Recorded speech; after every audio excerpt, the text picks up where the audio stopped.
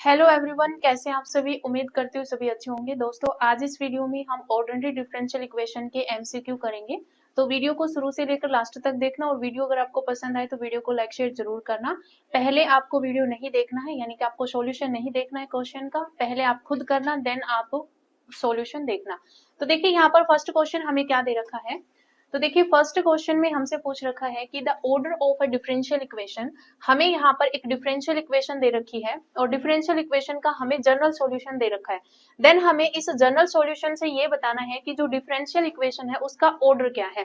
तो एक चीज नोट करना कि जब भी आपको कोई जनरल सॉल्यूशन गिवन हो और उसमें आपसे डिफरेंशियल इक्वेशन का ऑर्डर पूछ लिया जाए, तो आपको ये देखना है कि उस सॉल्यूशन के अंदर कितने आर्बिट्रेरी कांस्टेंट हैं। जितने आर्बिट्रेरी कांस्टेंट्स होंगे उतने ही आपके पास डिफरेंशियल इक्वेशन का ऑर्डर रहेगा।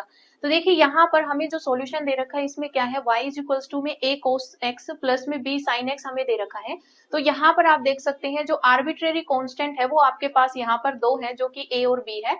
तो आपके पास जो डिफरेंशियल इक्वेशन होगी उसका जो ऑर्डर होगा, जो डिफरेंशियल इक्वेशन होगी उसका जो ऑर्डर होगा वो भी आपके पास कितना होगा, 2 होगा। तो ये चीज नोट कर लेनी है कि अगर आपको जनरल सॉल्यूशन गिवन है और उस जनरल सॉल्यूशन से आपसे डिफरेंशियल इक्वेशन का ऑर्डर पूछ लिया जाए, तो आपको देखना है कि उसके अंदर आर्बिट्रेरी कांस्टेंट कितने हैं। तो आपके पास आर्बिट्रेरी कांस्टेंट 2 है, तो यहाँ पर ऑर्डर भी क्या होगा डिफरेंशियल इक्वेशन का, 2 हो जाएगा। क्लियर है। नेक्स्ट देखिए। तो देखिए यहाँ पर नेक्स्ट क्वेश्चन में हमसे क्या पूछ रखा है कि what is the order of differential equation. हमें यहाँ पर ये इक्वेशन दे रखी है और इसका हमें ऑर्डर बताना है। तो देखिए हमें डिफरेंशियल इक्वेशन क्या दे रखी है, y डैश माइनस में 4y इक्वल्स टू में हमें दे रखा है एक्स स्क्वायर प्लस में 3x स्क्वायर प्लस 4। ठीक है। अब हमें यहाँ पर इसका ऑर्डर बताना है। तो आपके पास ऑर्डर क्या होता है, जितनी बार हाईएस्ट डेरिवेटिव हुआ होता है, जो हाईएस्ट डेरिवेटिव होता है वही आपके पास ऑर्डर होता है। तो आप यहाँ पर देख सकते हैं वन टाइम ही आपके पास डेरिवेटिव हुआ है, बाकी तो आपके पास सीधी टर्म्स है। यहाँ पर डेरिवेटिव एक ही टाइम हुआ है, तो आपके पास हाईएस्ट भी यही रहेगा। तो आपके पास ऑर्डर जो है वो क्या हो जाएगा, 1 हो जाएगा। तो ऑप्शन सी आपका यहाँ पर करेक्ट आंसर हो जाएगा। नेक्स्ट देखिए। नेक्स्ट क्वेश्चन में हमें यहाँ पर इस डिफरेंशियल इक्वेशन का सॉल्यूशन पूछ रखा है कि solution of the differential equation. हमें यहाँ पर ये डिफरेंशियल इक्वेशन दे रखी है। डिफरेंशियल इक्वेशन हमें क्या गिवन है, डी स्क्वायर वाई अपॉन में डी एक्स स्क्वायर प्लस में D Y by D X, और फिर हमें यहाँ पर माइनस में 2y इक्वल्स टू में हमें दे रखा है e raise the power x।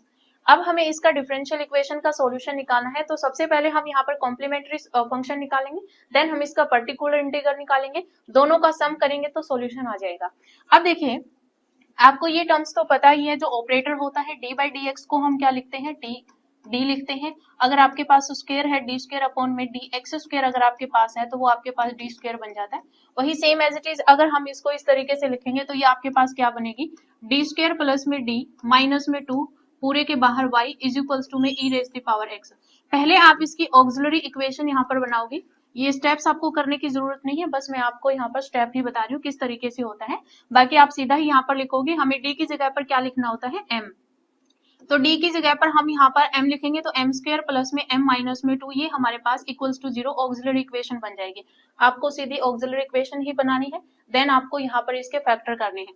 अब इस इक्वेशन को सॉल्व करेंगे तो देखिए यहाँ पर फैक्टर क्या बनेगा, हमें माइनस दोनों की मल्टीप्लीकेशन करने पर माइनस 2i और प्लस में यहाँ पर जो है वो 1i, यानी कि माइनस करें तो 1i।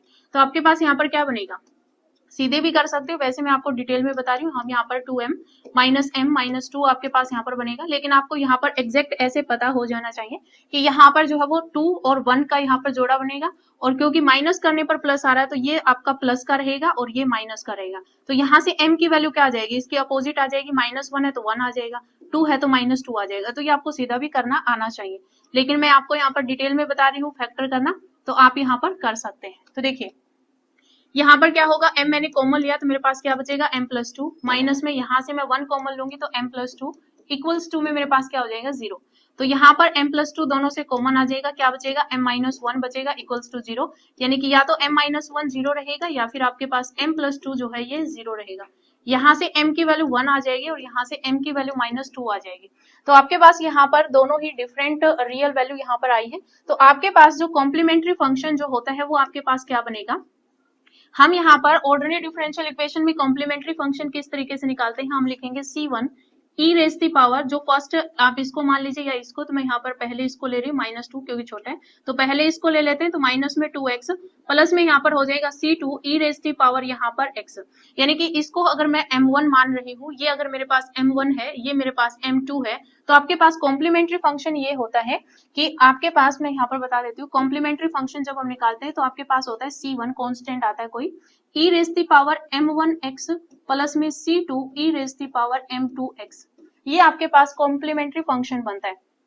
तो यहां से आपका कॉम्प्लीमेंट्री फंक्शन आ गया ये। अब हम यहाँ पर क्या करेंगे, इंटीग्रल, पर्टिकुलर इंटीग्रल निकालेंगे।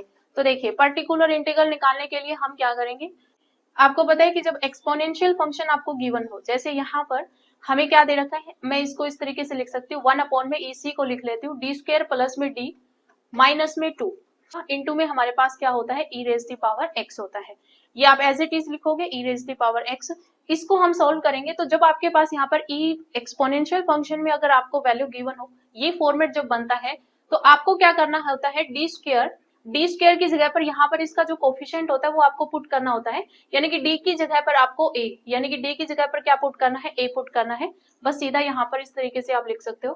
कंपेयर करवाओगे तो यहाँ पर ये जो होगा वो ई रेज दी पावर, मान लीजिए ए एक्स है, तो यहाँ पर आपको क्या करना है, डी की जगह पर आपको ए पुट करना है। तो जहां पर डी होगा वहां पर ए पुट करेंगे, तो ए यहाँ पर क्या है, 1 है, यानी कि इसका कोफिशिएंट 1 है, तो 1 पुट करूंगे तो देखो यहाँ पर 1 + 1 - 2 बन रहा है, यानी कि 2 - 2 बनेगा, यानी कि यहाँ पर केस ऑफ फेलियर हो जाएगा, यानी कि जब मैंने यहाँ पर एफ ऑफ ए रखा तो वहां पर क्या बन रहा है, 0 बन रहा है। ठीक है, यानी कि इस फंक्शन के अंदर मैंने ए पुट किया तो ये क्या बन गया, 0 बन गया। तो जब ये 0 बन जाएगा तो यहाँ पर केस बनेगा आपका फेलियर का। तो उसमें आप यहाँ पर क्या करोगे, आपको क्या करना है, अब ये जो आपके पास डिनोमिनेटर में जो आपके पास वैल्यू आई है, इसको आप एफ ऑफ डी बोल सकते हो। ये क्या है, ये एफ ऑफ डी है। आपको इसका डेरिवेटिव करना है डी के रिस्पेक्ट में, डी बाई डी डी और एफ ऑफ डी। ठीक है, ऊपर आपको क्या करना है, x मल्टीप्लाई में रखना है ई रेज दी पावर x। ये केस ऑफ फेलियर में होता है, जब आपके पास, जब हम a वैल्यू रखते हैं d की जगह पर, जब 0 बन जाए तो वहां पर केस ऑफ फेलियर होता है। तो वहां पर आपको क्या करना होता है, x इंटू में जो फंक्शन गिवन होता है वो एज इट इज आ जाएगा, और अपॉन में आपको d बाई डी डी और यहाँ पर f ऑफ d करना होता है। ठीक है, अब देखो यहाँ पर इसका डेरिवेटिव करो d के रिस्पेक्ट में, तो x into E raise the power x as it is, इसका जब हम डेरिवेटिव करेंगे तो ये 2d प्लस 1 माइनस 2 का 0 हो जाएगा। अब सेम आपको एज इट इज वही डी की जगह पर आपको क्या पुट करना है, ए पुट करना है, यानी कि डी की जगह पर आप 1 पुट करो तो हमारे पास क्या बनेगा, x इंटू में e raise the power x divided by में यहाँ पर 1 पुट करेंगे तो 2 + 1 3 हो जाएगा। तो ये आपके पास जो है वो पर्टिकुलर इंटीग्रल हम निकाल रहे थे, तो ये आपके पास पर्टिकुलर इंटीग्रल आ जाएगा। तो हमारे पास सोल्यूशन क्या होगा, सॉल्यूशन हमारे पास क्या होगा, कॉम्प्लीमेंट्री फंक्शन प्लस में पर्टिकुलर इंटीग्रल।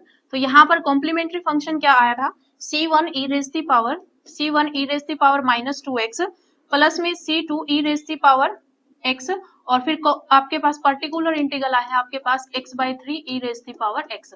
तो ये आपके पास कंप्लीट आपका सॉल्यूशन हो जाएगा। तो देख लीजिए यहाँ पर ऑप्शन नंबर 3 जो है ये आपका यहाँ पर मैच हो रहा है। ठीक है, तो इस तरीके से आपको सॉल्यूशन निकालना है, और ये आपका प्रीवियस पेपर में ही पूछा हुआ है, तो ये आपको अच्छे तरीके से कर लेना है।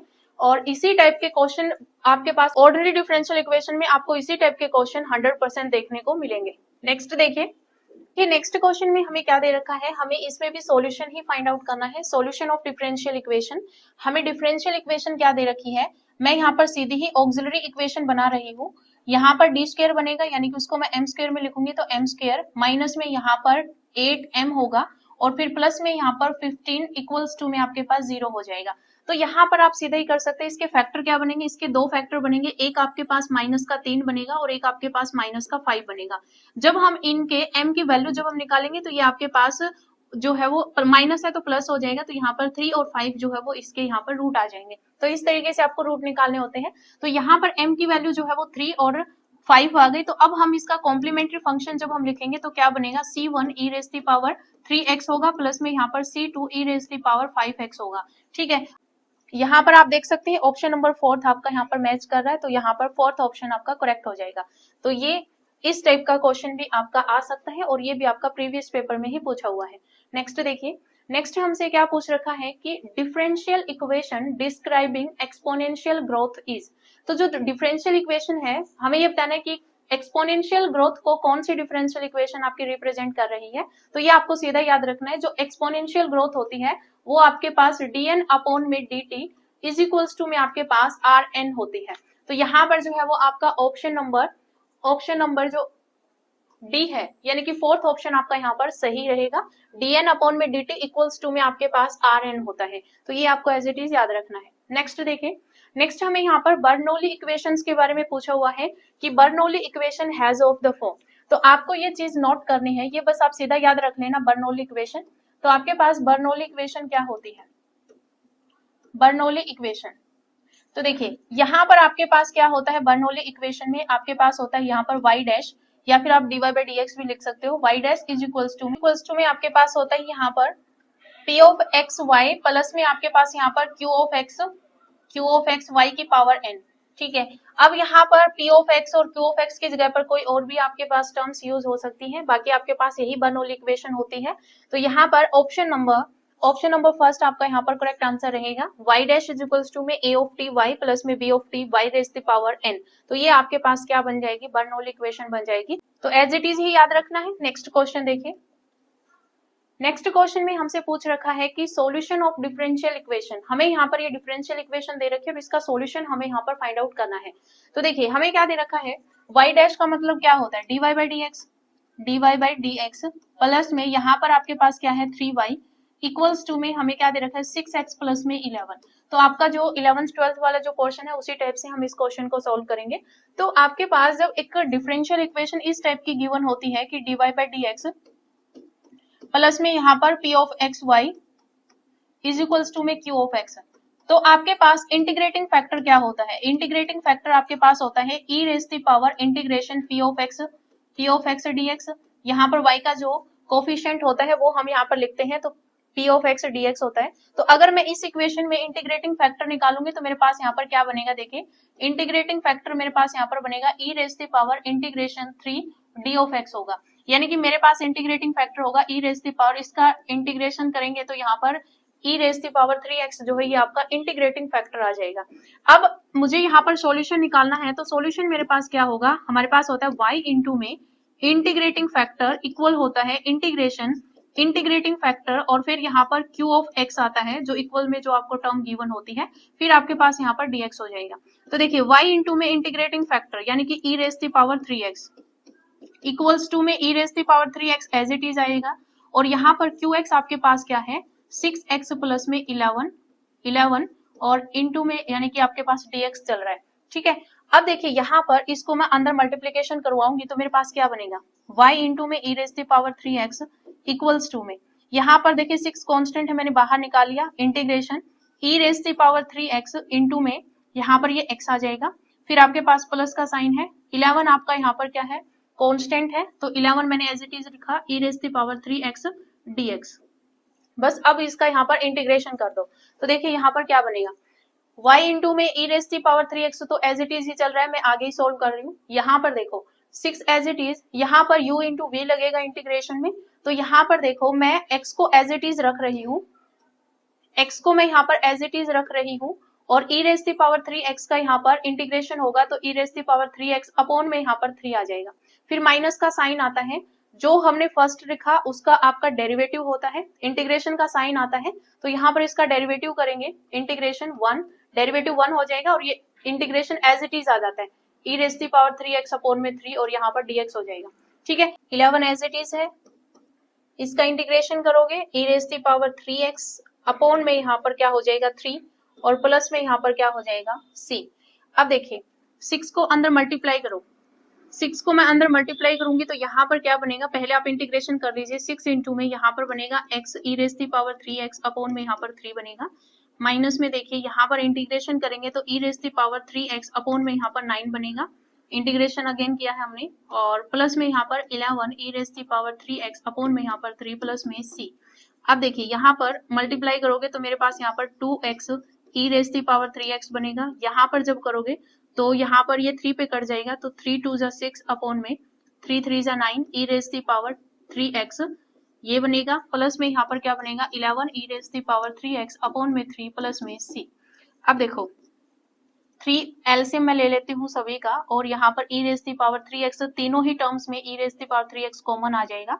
तो देखिए e raise the power 3x मैंने कॉमन लिया, मेरे पास क्या बचेगा, 2x बचेगा यहाँ पर माइनस में। यहाँ पर देखिए मेरे पास क्या बनेगा, 2/3 बनेगा, और यहाँ पर जो है वो 11/3 बनेगा, प्लस में मेरे पास यहाँ पर क्या है, c है। मैं इन दोनों टर्म में, इन तीनों टर्म में से मैंने यहाँ पर e raise the power 3x जो है वो कॉमन लिया है, प्लस में c हो गया। अब ये जो टर्म आपके पास आई है ये किसके इक्वल है, y e raise the power 3x, इसके इक्वल चल रहा है। तो यहाँ पर y e की पावर 3x से y e raise the power 3x cancel out हो जाएगा, पर ये जो c है इसमें जो है ये टर्म नहीं है, तो यहाँ पर क्या हो जाएगा, e raise the power -3x हो जाएगा, क्योंकि डिवाइड में आएगा तो e raise the power -3x हो जाएगा। अब देखिए यहाँ पर आपके पास क्या बचेगा, सिर्फ y इज इक्वल्स टू में यहाँ पर हमारे पास बचा 2x, और यहाँ पर क्या बचेगा, इसको जब इन दोनों कांस्टेंट टर्म्स को सोल्व करूंगी तो 11 में से 2 जाएगा 9, 3 3 9, प्लस का यहाँ पर 3 बचेगा, और प्लस में मेरे पास यहाँ पर c e raise the power minus में 3x होगा। तो हमारे पास ये सॉल्यूशन बनेगा, और c जो है ये आपके पास एक आर्बिट्रेरी कांस्टेंट है, आर्बिट्रेरी कांस्टेंट है। तो यहाँ पर पॉसिबल आपका आंसर कौन सा बन सकता है वो देख लीजिए। तो देखिए यहाँ पर तो सिर्फ e raise the power 3x है, यहाँ पर पॉजिटिव टर्म है, इसमें e raise the power 3x का कोई भी जिक्र नहीं है, तो मतलब ये भी एलिमिनेट हो जाएगा, सिर्फ एक ही बचेगा। यहाँ पर जो आपके पास जो c दे रखा है ये एक आर्बिट्रेरी कांस्टेंट है, इसको इसी के साथ जो है वो लिख दिया गया है, यानी कि अगर आपके पास यहाँ पर c है तो भी आपके पास आंसर ये हो सकता है, और अगर c नहीं है तो भी आपके पास ये आंसर होगा। तो करेक्ट आंसर आपका यहाँ पर 4th ऑप्शन बनेगा। ठीक है, तो ये आपको नोट करना है। नेक्स्ट में हमें क्या दे रखा है, the particular solution of the differential equation. हमें डिफरेंशियल इक्वेशन क्या दे रखी है, y डैश इक्वल्स टू में 2x हमें दे रखा है, पासिंग थ्रू द पॉइंट 2,7। इस 2,7 से ये आपके पास ये इक्वेशन जो है वो डिफरेंशियल इक्वेशन इन पॉइंट से पास हो रही है। देन हमें इसका पर्टिकुलर सॉल्यूशन आपको बताना है। आपको सिंपली क्या करना है, बस इसका इंटीग्रेशन करना है। तो मैं इसको इंटीग्रेट करूंगी, जब इंटीग्रेट करेंगे तो हमारे पास ये क्या बनेगा, ये तो y हो जाएगा इक्वल्स टू में, यहाँ पर देखें 2 इंटू में एक्स स्क्वायर अपॉन में 2 हो जाएगा, प्लस में यहाँ पर c आ जाएगा, 2 से 2 कैंसिल आउट हो जाएगा, y इज इक्वल्स टू में क्या बनेगा, एक्स स्क्वायर प्लस में c बनेगा। ये किस पॉइंट से पासिंग थ्रू है, तो ये 2,7 से पास हो रहा है। तो यहाँ पर हमें क्योंकि कांस्टेंट की वैल्यू जो है वो फाइंड आउट करनी है, फिर वो हमें यहाँ पर पुट करनी है। तो देखिए यहाँ पर जब ये 2,7 से पास हो रहा है तो y की वैल्यू 7 है, इक्वल्स टू में x की वैल्यू 2 है, तो 2 का स्क्वायर 4 हो जाएगा, प्लस में c, यानी कि यहाँ से c की वैल्यू आपके पास 7 माइनस में 4 यानी कि 3 आ जाएगी। तो c की वैल्यू हमारे पास 3 आ गई, ये हम इसके अंदर पुट कर देंगे। तो जब हम पुट करेंगे तो हमारे पास पर्टिकुलर सॉल्यूशन हमारे पास क्या बनेगा, पर्टिकुलर सॉल्यूशन बनेगा y इज इक्वल्स टू में एक्स स्क्वायर प्लस में यहाँ पर c की वैल्यू पुट कर दी प्लस में 3। तो y इज इक्वल्स टू में एक्स स्क्वायर प्लस 3 जो है ऑप्शन नंबर 4th, तो यहाँ पर 4th ऑप्शन आपका करेक्ट हो जाएगा। तो जब भी आपको पर्टिकुलर सॉल्यूशन पूछा जाए, आपको जो भी इक्वेशन गिवन होगी उसको आपको इंटीग्रेट करना है। इंटीग्रेट करके यहाँ पर कांस्टेंट की वैल्यू जो आपको दे रखा हो कि इससे पास हो रही है, वो वैल्यू पुट करके आपको कांस्टेंट की वैल्यू निकाल लेनी है। अगेन उस सॉल्यूशन के अंदर आपको पुट कर देना है, यानी कि इंटीग्रेट की हुई जो आपके पास इक्वेशन आती है उसमें आपको c की वैल्यू पुट कर देनी है, देन आपके पास वो सॉल्यूशन आ जाएगा। ठीक है, नेक्स्ट देखें। तो देखिए नेक्स्ट क्वेश्चन में हमसे क्या पूछ रखा है, the order and degree of a differential equation. हमें एक डिफरेंशियल इक्वेशन दे रखी है और इस डिफरेंशियल इक्वेशन में हमें ऑर्डर और डिग्री फाइंड आउट करना है। तो यहाँ पर पावर आपके पास 1/4 दे रखी है, तो आपके पास पावर जो है वो रेशनल नंबर में नहीं होना चाहिए।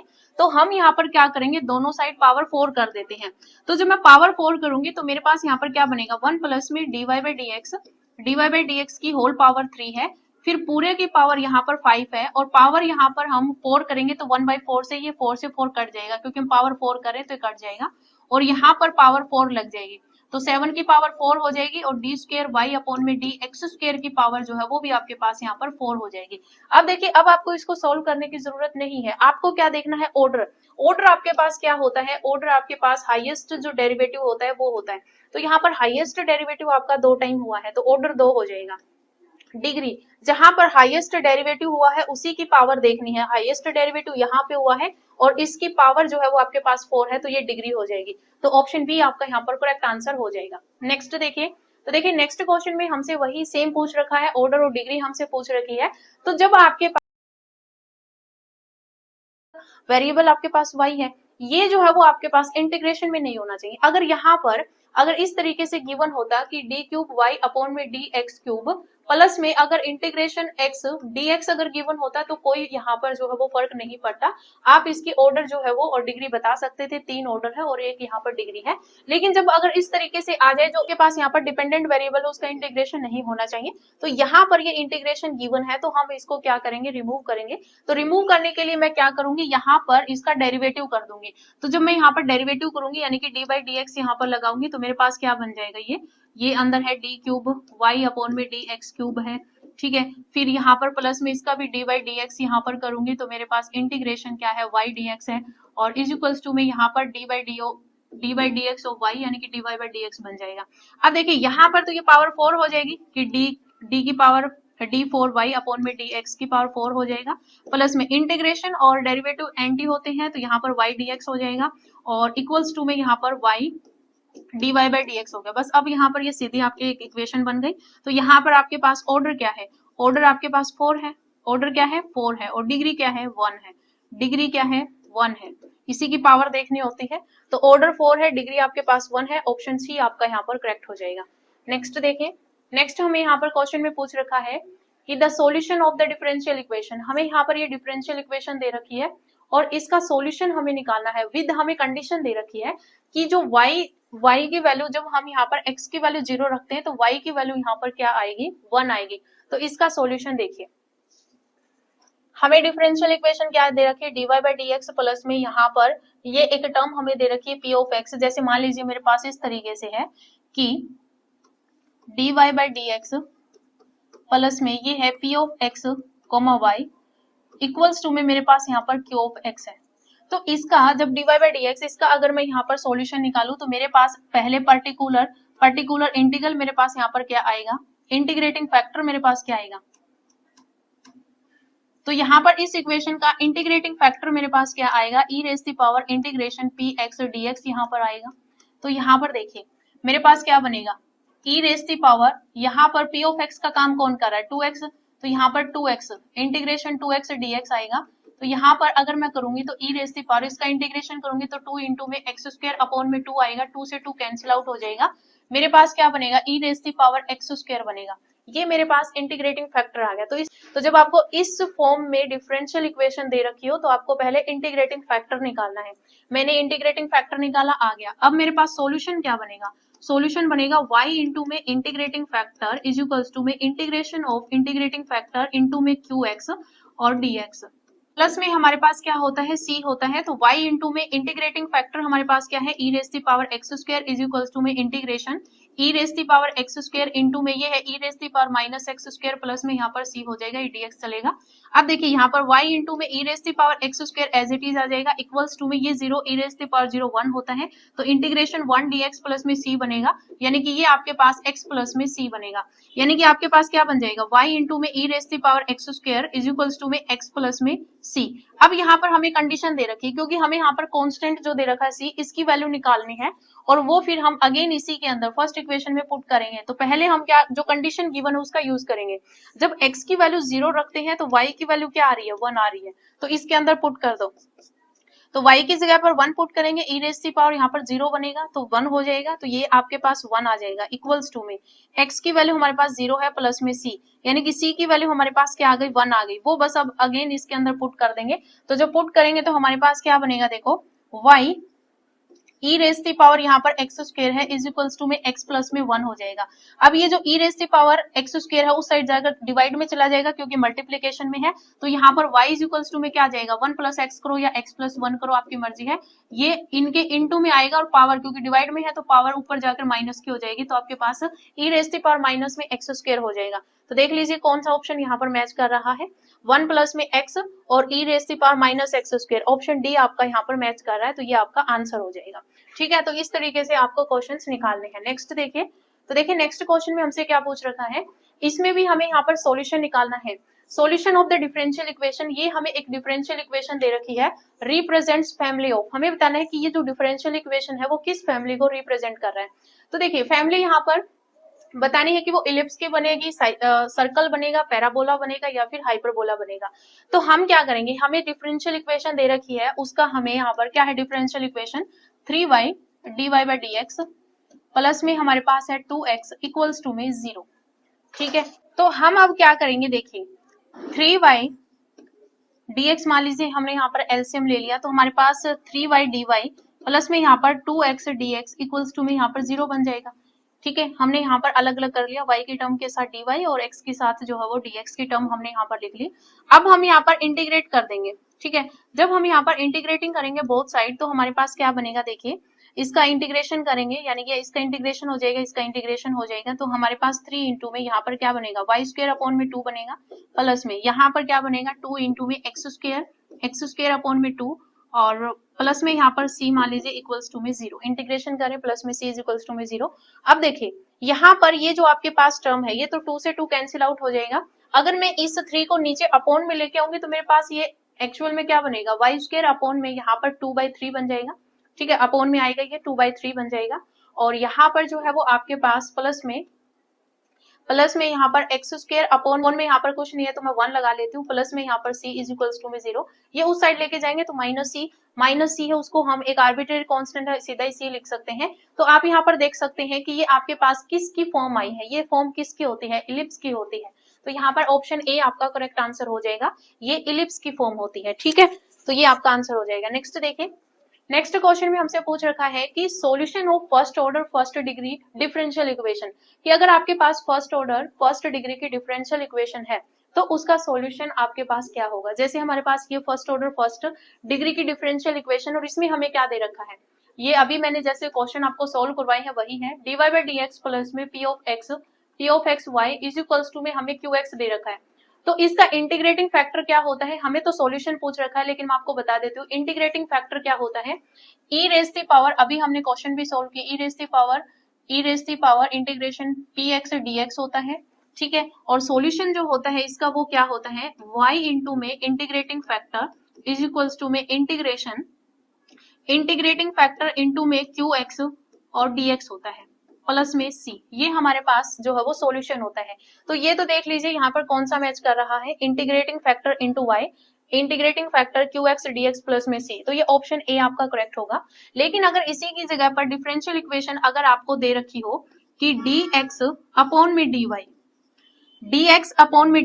प्लस में p ऑफ y x और प्लस इक्वल्स टू में यहाँ पर q ऑफ y, यानी कि इस तरीके से आपको अगर फॉर्म गिवन होती तो यहाँ पर आपके पास किस तरीके से इंटीग्रेटिंग फैक्टर आप निकालते, तो यहाँ पर इंटीग्रेटिंग फैक्टर होता e raise the power integration, यहाँ पर py dy होता, क्या होता, py dy होता। सॉल्यूशन इसका क्या बनता, सॉल्यूशन आपके पास बनता x इंटू में integrating factor is equals to में इंटीग्रेशन, फिर आपके पास यहाँ पर इंटीग्रेटिंग फैक्टर होता और यहाँ पर इंटू में आपके पास ये क्यू वाई होता, इक्वल में जो टर्म होती है वो होती, और देन आपके पास यहाँ पर डी वाई प्लस में सी होता।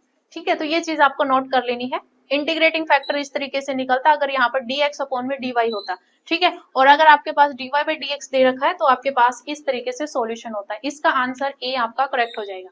नेक्स्ट हमसे पूछ रखा है कि integrating factor of the first order first degree differential equation, हमें यहाँ पर एक फर्स्ट ऑर्डर फर्स्ट डिग्री की डिफरेंशियल इक्वेशन दे रखी है और इसका हमें इंटीग्रेटिंग फैक्टर, तो अभी मैंने आपको बताया कि आपके पास यहाँ पर जो है वो dx अपॉन में dy दे रखा है, इंटीग्रेटिंग फैक्टर क्या होगा, x का जो कोफिशिएंट होगा e raise the power integration p of y dy होगा, तो ऑप्शन ए आपका यहाँ पर करेक्ट हो जाएगा, अभी मैंने आपको बता दिया था। नेक्स्ट देखिए, नेक्स्ट हमसे पूछ रखा है कि a solution which can't be obtained from a general solution is called dash solution, कि एक सॉल्यूशन जिसको हम जनरल सॉल्यूशन से ऑब्टेन नहीं कर सकते वो सॉल्यूशन कौन सा होता है। तो देखिए जनरल सॉल्यूशन से हम पर्टिकुलर सॉल्यूशन निकालते हैं लेकिन आपका सिंगुलर सॉल्यूशन नहीं निकलता, तो ऑप्शन सी जो है ये आपका करेक्ट आंसर हो जाएगा, वो आपका सिंगुलर सॉल्यूशन होता है। नेक्स्ट में हमसे क्या पूछ रखा है कि a family of straight line, एक फैमिली है आपके पास स्ट्रेट लाइन की passing through the origin, origin से पास हो रही है, तो वो हमें बतानी कौन सी स्टेटमेंट है। तो देखिए एक लाइन है, मान लीजिए आपके पास मैं लिख रही हूँ y इज इक्वल्स टू में जैसे mx प्लस सी मान लीजिए, या फिर मैं यहाँ पर जो है वो ax प्लस में b मान लेती हूँ। ठीक है, ax इज इक्वल्स टू में ax प्लस में b मान लेती हूँ। तो अगर ये जो b है वो अगर आपके पास डज नॉट इक्वल्स टू 0 होगा तो वो आपका ओरिजिन से पास नहीं होगा, ये आपको पता है। तो यहाँ पर b जो है वो क्या होना चाहिए, 0 होना चाहिए। इसका मतलब अगर ओरिजिन से कोई स्ट्रेट लाइन पास हो रही है तो इसका मतलब y इज इक्वल्स टू में आपके पास क्या होगा, ax होगा। बस अब मैं यहाँ पर क्या करूंगी, इसका डेरिवेटिव करूंगी। जब मैं इसका डेरिवेटिव करूंगी तो मेरे पास क्या बनेगा, dy by dx is equals to में मेरे पास यहाँ पर बनेगा a। ठीक है, मेरे पास ये बनेगा, इसको मैं इसके अंदर पुट कर देती हूँ, यानी कि a की वैल्यू मैं यहाँ पर पुट कर दूंगी तो मेरे पास क्या बनेगा, ये मान लीजिए मैं यहाँ पर इस तरीके से लिख देती हूँ कि ये मेरे पास जो है वो इक्वेशन फर्स्ट आ गई, पुट इन इक्वेशन स्टार। ये मेरे पास मान लीजिए स्टार इक्वेशन है तो इसके अंदर मैं पुट कर देती हूँ। तो मेरे पास यहाँ पर क्या बनेगा, a की वैल्यू पुट करूंगी तो मेरे पास बनेगा y इज इक्वल्स टू में a की वैल्यू मेरे पास dy बाई dx आ गई और इनटू में मेरे पास यहाँ पर x है। अब मैं इनको एक जगह पर लिखूंगी, यानी कि यहाँ पर ये जो dx है वो मैं इस साइड लेके आऊंगी तो मेरे पास यहाँ पर y dx बनेगा इक्वल्स टू में यहाँ पर x इंटू में dy बनेगा। ठीक है, dy बनेगा यहाँ पर। और अब देखिए यहाँ पर x, या फिर ये इस साइड लेके आओ तो यहाँ पर क्या बनेगा, y dx, ये इस साइड आएगा तो माइनस में x dy is equals to में 0। मेरे पास यहाँ पर ये कंडीशन बन जाएगी। तो देखिए यहाँ पर कौन सा ऑप्शन मैच कर रहा है, y dx माइनस में x dy is equals to में 0। तो यहाँ पर आपके पास ऑप्शन नंबर बी आपका करेक्ट आंसर हो जाएगा। ठीक है, तो बस आपको ये चीज बस पता होनी चाहिए कि अगर एक स्ट्रेट लाइन अगर ओरिजिन से पास हो रही है तो y इज इक्वल्स टू में ax लाइन बनेगी। ठीक है, नेक्स्ट देखें। नेक्स्ट हमारे पास क्या दे रखा है, हमें ये बताना है कि order of a differential equation whose general solution. मैंने आपको फर्स्ट क्वेश्चन कराया वही कि जनरल सॉल्यूशन हमें यहाँ पर बताना है। तो मैंने आपको बताया था ऑर्डर डिफरेंशियल इक्वेशन का क्या होगा, जितने आपके पास आर्बिट्रेरी कांस्टेंट होंगे। लेकिन यहाँ पर आपको आर्बिट्रेरी कांस्टेंट 3 दिख रहे हैं, a b और c। ठीक है, तो आप यहाँ पर सीधा लगा सकते हैं कि ऑर्डर जो है वो 3 होगा, लेकिन ये आपका क्या हो जाएगा, गलत हो जाएगा। क्योंकि यहाँ पर ये जो आपके पास टर्म है इसको मैं क्या लिख सकती हूँ, y इज इक्वल्स टू में a e raise the power b x plus में c है तो मैं इसको e raise the power b x और e raise the power c ये मैं लिख सकती हूँ। अब ये भी एक आर्बिट्रेरी कांस्टेंट है, ये भी एक आर्बिट्रेरी कांस्टेंट है, दोनों को हम कोई अनदर नाम दे सकते हैं। तो y इज इक्वल्स टू में मेरे पास यहाँ पर ये d मैंने यहाँ पर कोई आर्बिट्रेरी कांस्टेंट नाम ले लिया e raise the power bx। अब आपको यहाँ पर b और d सिर्फ दो ही आर्बिट्रेरी कांस्टेंट है, तो यहाँ पर ऑर्डर जो होगा डिफरेंशियल इक्वेशन का, ऑर्डर ऑफ डिफरेंशियल इक्वेशन वो आपके पास क्या हो जाएगा, 2 हो जाएगा। तो ऑप्शन सी आपका यहाँ पर करेक्ट आंसर हो जाएगा। नेक्स्ट देखें। तो देखिए नेक्स्ट क्वेश्चन में हमसे पूछ रखा है कि find the orthogonal trajectories of the family of the parabola, कि हमें यहाँ पर ऑर्थोगोनल ट्रांजेक्टरी बतानी है, फैमिली ऑफ पैराबोला हमें दे रखा है। तो एक चीज यहाँ पर नोट करना, मैं आपको सीधा बता रही हूँ, ये आपसे पूछा जा सकता है। हमें जो family of parabola y is equals to में ax स्क्वायर फॉर्म हमें दे रखी है और आपसे पूछा जाए कि फैमिली ऑफ क्या बताना है, ऑर्थोगोनल ट्रांजेक्टरी। तो आपको क्या करना है, इस टाइप की फॉर्म पैराबोला की फॉर्म दे रखी हो तो आपको यहाँ पर करना है एक्स स्क्वायर प्लस में यहाँ पर वाई स्क्वायर तो करना है, लेकिन जो एक्स स्क्वायर की जो पावर होती है वो आपके पास वाई के मल्टीपल में आ जाएगा, इक्वल्स टू में आपके पास यहाँ पर सी हो जाएगा। तो ये जो है वो आपके पास ऑर्थोगोनल ट्रांजेक्टरीज आ जाएगी फैमिली ऑफ पैराबोला के लिए। ठीक है, तो ये आपके पास सीधा आंसर आ जाएगा। मान लीजिए आपको यहाँ पर गिवन होता वाई इज इक्वल्स टू में ए एक्स की पावर 4। ठीक है, ये अगर आपको गिवन होता, आपसे पूछ लिया जाता ऑर्थोगोनल ट्रांजेक्टरी बताओ, तो आप यहाँ पर क्या बताओगे, एक्स स्क्वायर प्लस में y square, x square plus y square होता, लेकिन वाई के मल्टीपल में क्या आएगा, जो एक्स की पावर है, तो एक्स की पावर यहाँ पर 4 है, 4 y square is equals to में सी। ये आपके पास ऑर्थोगोनल ट्रांजेक्टरी आ जाती, तो ये आपको नोट करना है।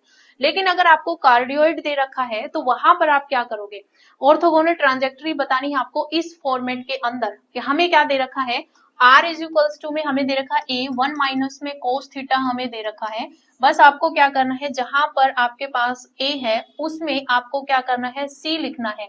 क्या लिखना है, c लिखना है। तो यहाँ पर जो है और जो माइनस है वो प्लस हो जाएगा, तो यहाँ पर r इज इक्वल्स टू में c इंटू में 1 प्लस में कोस थीटा हो जाएगा। क्या हो जाएगा, r इज इक्वल्स टू में c इंटू में 1 प्लस में कोस थीटा हो जाएगा। तो ये आपके पास ऑर्थोगोनल ट्रांजेक्टरी आ जाएगी। तो इस तरीके से आपको यहाँ पर सॉल्यूशन निकालना है। नेक्स्ट देखिए, नेक्स्ट में हमसे क्या पूछ रखा है, अब देखिए यहाँ पर ये क्वेश्चन आपके कंप्लीट हो चुके हैं और इसी टाइप के क्वेश्चन आपसे पूछे जा सकते हैं। एक फॉर्मेट और आपको यहाँ पर ध्यान रखना है जो कि आपके पास एग्जैक्ट डिफरेंशियल इक्वेशन का होता है। बाकी अनदर चैप्टर करने की भी कोई जरूरत नहीं है, क्योंकि आप जितना ज्यादा करोगे उतने ही लेंथी क्वेश्चन यहाँ पर बनेंगे। अगर आप ऑर्डिनरी डिफरेंशियल इक्वेशन में आगे के चैप्टर देखेंगे बहुत ज्यादा लेंथी क्वेश्चन वहां पर बनेंगे। बस आपको एक एग्जैक्ट डिफरेंशियल इक्वेशन का और कॉन्सेप्ट आपको पता होना चाहिए। एग्जैक्ट डिफरेंशियल इक्वेशन, ठीक है। वैसे मैंने ये चैप्टर बहुत अच्छे तरीके से करवा रखा है, यूट्यूब पर आप देख सकते हैं। तो देखिए यहाँ पर आपके पास क्या होता है, आपके पास होता है एम डी एक्स प्लस में n d y is equals to में जीरो टाइप की आपको इक्वेशन गिवन होगी। आपको बस यहाँ पर m को पहचानना है और n को पहचानना है। तो अगर आपसे पूछा जाए एग्जैक्टनेस के बारे में, तो आपको m को पार्शियल डेरिवेटिव करना है विद रिस्पेक्ट टू y, और n को करना है x के रिस्पेक्ट में, दोनों इक्वल आ जाएंगी तो आपके पास इक्वेशन क्या होगी, इक्वेशन आपके पास एग्जैक्ट होगी। क्या होगी, एग्जैक्ट डिफरेंशियल इक्वेशन होगी। फिर अगर आपको यहाँ पर सॉल्यूशन पूछा जाए, ठीक है, क्या पूछा जाए, सॉल्यूशन पूछा जाए, तो आपके पास जो सॉल्यूशन बनेगा वो क्या बनेगा, यहाँ पर इंटीग्रेशन आपको y कांस्टेंट लेना है, integration y constant m dx plus में आपके पास यहाँ पर आएगा integration terms not containing n की टर्म, ठीक है, terms of n not containing x, ठीक है। यानी कि देख लीजिए यहाँ पर कि n की वो टर्म, यानी कि ये जो n होगा हमें वो टर्म लेनी है n के अंदर जिसके अंदर x कंटेन ना हो। फिर यहाँ पर dy हो जाएगा इज इक्वल्स टू में आपके पास यहाँ पर c आ जाएगा। तो ये आपके पास सॉल्यूशन होता है। जैसे मैं यहाँ पर एक क्वेश्चन लिखती हूँ, तो देखिए यहाँ पर क्वेश्चन हमने क्या लिया है कि find the value of alpha, कि हमें यहाँ पर वैल्यू निकालनी है अल्फा की if y raise the power alpha is an integrating factor of the differential equation. ये डिफरेंशियल इक्वेशन दे रखी है और इसका इंटीग्रेटिंग फैक्टर हमें दे रखा y raise the power alpha, then हमें यहाँ पर अल्फा की वैल्यू फाइंड आउट करनी है। तो देखिए यहाँ पर ये इंटीग्रेटिंग फैक्टर दे रखा है, इसका मतलब आपको y raise the power alpha से इसको मल्टीप्लाई करना है। तो इसका सॉल्यूशन क्या रहेगा, इंटीग्रेटिंग फैक्टर से मल्टीप्लाई करेंगे तो ये आपके एक एग्जैक्ट डिफरेंशियल इक्वेशन बन जाएगी। तो यहाँ पर क्या बनेगा, 2xy y raise the power alpha dx minus में यहाँ पर 3x स्क्वायर माइनस में y स्क्वायर और y raise the power alpha dy is equals to में 0। ये मेरे पास जो है वो एक डिफरेंशियल इक्वेशन बन गई। अब ये जो है वो क्या है, एग्जैक्ट डिफरेंशियल इक्वेशन है। क्या है, एग्जैक्ट डिफरेंशियल इक्वेशन है। एग्जैक्ट डिफरेंशियल इक्वेशन, इसका मतलब यहाँ पर जब हम m का y के रिस्पेक्ट पार्शियल डेरिवेटिव करेंगे और n का x के रिस्पेक्ट पार्शियल डेरिवेटिव करेंगे तो वो इक्वल आएगा। अब यहाँ पर m क्या है, m अगर मैं यहाँ पर देखूं तो मेरे पास क्या बनेगा, देखिए 2x और y raise the power alpha plus 1 हो जाएगा, यहाँ पर 1 पावर है ऐड हो जाएगी, ये मेरे पास m है। और अगर मैं यहाँ पर n देखूं तो n मेरे पास क्या होगा, मल्टीप्लाई करूंगी तो मेरे पास यहाँ पर क्या बनेगा, देखिए 3x स्क्वायर और y raise the power alpha, यहाँ पर ये तो माइनस का हो जाएगा, ये माइनस अंदर जाएगा तो माइनस माइनस प्लस और y रेज़ द पावर यहाँ पर अल्फा प्लस में 2 हो जाएगा, ठीक है। अब मैं इसका y के रिस्पेक्ट पार्शियल डेरिवेटिव करूंगी तो x कांस्टेंट की तरह वर्क करेगा। तो यहाँ पर देखिए 2x एज इट इज आ जाएगा और यहाँ पर अल्फा की पावर जो y की पावर अल्फा प्लस 1 है ये आपके पास आगे आ जाएगा, इनटू में x तो एज इट इज रहेगा और y की पावर यहाँ पर एक कम हो जाएगी पावर, तो आपके पास सिर्फ और सिर्फ क्या बचेगा, अल्फा बचेगा। यहाँ पर हमें n का x के रिस्पेक्ट पार्शियल डेरिवेटिव करना है तो y as a constant work करेगा। तो यहाँ पर आपके पास क्या बनेगा, माइनस में 6x हो जाएगा और यहाँ पर जो है वो y raise the power alpha, यहाँ पर ये तो 0 ही बन जाएगा। अब देखिए हमें क्या करना है, क्योंकि दोनों इक्वल हैं तो हमें यहाँ पर y raise the power alpha को कंपेयर करवा लेना है। तो जब हम यहाँ पर कंपेयर करवाएंगे तो मेरे पास यहाँ पर देखो 2 इंटू में अल्फा प्लस में 1x इक्वल्स टू में मेरे पास क्या आएगा, माइनस में 6x, x से x कैंसिल आउट हो जाएगा, 2 अल्फा प्लस में 2 इज इक्वल्स टू माइनस में 6। अब देखो यहाँ पर क्या बनेगा, देखिए 2 अल्फा और ये प्लस का 2 है माइनस का उस साइड जाएगा तो यहाँ पर माइनस का 8 हो जाएगा, अल्फा की वैल्यू हमारे पास -4 आ जाएगी, ठीक है, अल्फा की वैल्यू क्या आ जाएगी, -4 आ जाएगी। हमें यहाँ पर अल्फा की वैल्यू निकालनी थी तो हमें यहाँ पर मिल गई -4। तो इस टाइप के क्वेश्चन एग्जैक्ट डिफरेंशियल इक्वेशन से भी पूछे जा सकते हैं। तो ये आपके पास ऑर्डिनरी डिफरेंशियल इक्वेशन और 11th 12th का जो पोर्शन था वहां से आपके क्वेश्चन बन सकते हैं। मैंने सारे क्वेश्चंस करवा दिए हैं। अगर ये वीडियो आपको पसंद आई हो तो वीडियो को लाइक शेयर जरूर करना। साथ में मैं आपको बता देती हूँ नेक्स्ट आपको जो करना है वो आपको पार्शियल डिफरेंशियल इक्वेशन आपको कंप्लीट करनी है। इसमें भी आपके पास कुछ ही टॉपिक्स हैं तो 2 दिन में ये कंप्लीट कर लेना। और साथ में मैं आपको यहाँ पर बता देती हूँ और आपको क्या करना है, आपको सेट रिलेशन एंड फंक्शन का चैप्टर करना है। Set relation and function, set relation and function. उसके बाद आपको यहाँ पर कॉम्प्लेक्स नंबर, कॉम्प्लेक्स नंबर यानी कि अगर आपके पास यूथ पब्लिकेशन की बुक है तो वहां से आप इनकी क्वेश्चन प्रैक्टिस कर लेना। पीडी के क्वेश्चन मैं आपको करवा दूंगी तो इनके क्वेश्चन प्रैक्टिस आप जितने ज्यादा करोगे, क्योंकि यूथ पब्लिकेशन में सॉल्यूशन भी है तो वहां से आप क्वेश्चन प्रैक्टिस कर लेना। Set relation and function, complex number, वहां पर आपको एक थ्योरी ऑफ इक्वेशन नाम से एक चैप्टर मिलेगा, थ्योरी ऑफ इक्वेशन, तो वो जो है वो अच्छे से कर लेना। इसमें सारा ही आ जाएगा कॉम्प्लेक्स नंबर से रिलेटेड भी, बाकी अलग से आपको मिल जाएगा, ये आपको करने हैं। तो ये 3 चैप्टर की क्वेश्चन प्रैक्टिस करनी है और आपको यहाँ पर पीडी 2 दिन में कंप्लीट करनी है। और अगर वीडियो ना आए, जैसे 2 दिन के बाद अगर वीडियो ना आए तो आप जो है वो नेक्स्ट अपना टारगेट जैसे मैंने यहाँ पर दिया है वो आप कंप्लीट करें। आपको वीडियो मिल जाएगी। अगर मैंने बोला कि पीडी की क्वेश्चन प्रैक्टिस की वीडियो मिलेगी तो आपको मिलेगी, ठीक है। तो ये जो है वो आपको करना है, नेक्स्ट आपका टारगेट रहेगा। तो आज इस वीडियो में इतना ही, मिलते हैं नई वीडियो के साथ। धन्यवाद।